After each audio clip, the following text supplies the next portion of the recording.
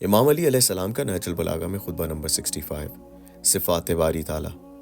حمد ایک اللہ کے لیے مخصوص ہے جس کی کوئی صفت دوسری صفت سے مقدم نہیں ہے کہ وہ آخر ہونے سے پہلے اول اور باطن ہونے سے پہلے ظاہر ہو. وہ بیک وقت اول ہی ہے، آخر بھی، ظاہر بھی ہے، باطن بھی. اس کے سوا ہر یکتائی کے ساتھ موسوم ہونے والا کمتر، اور ہر عزت دار ذلیل، اور ہر طاقتور کمزور، اور ہر مالک مملوک، اور ہر عالم متعلم، اور ہر با اقتدار ایک چیز پر قادر ہے تو دوسری سے عاجز.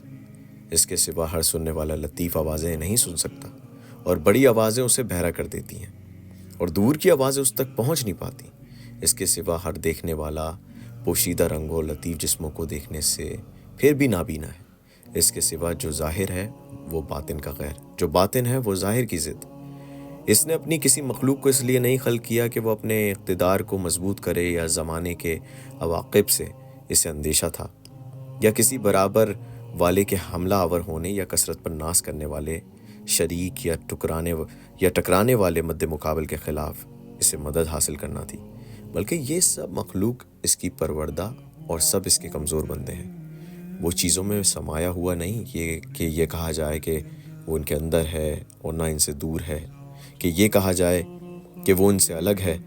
نہ اسے ایجاد خلق نے تھکایا اور نہ تدبیر عالم نے، نہ تخلیق عالم میں اسے عجز دامنگیر ہوا، نہ اسے اپنی قضاء و قدر میں کسی قسم کا شبہ لاحق ہوا، بلکہ اس کا ہر فیصلہ مضبوط اور علم محکم اور حکم قطعی ہے.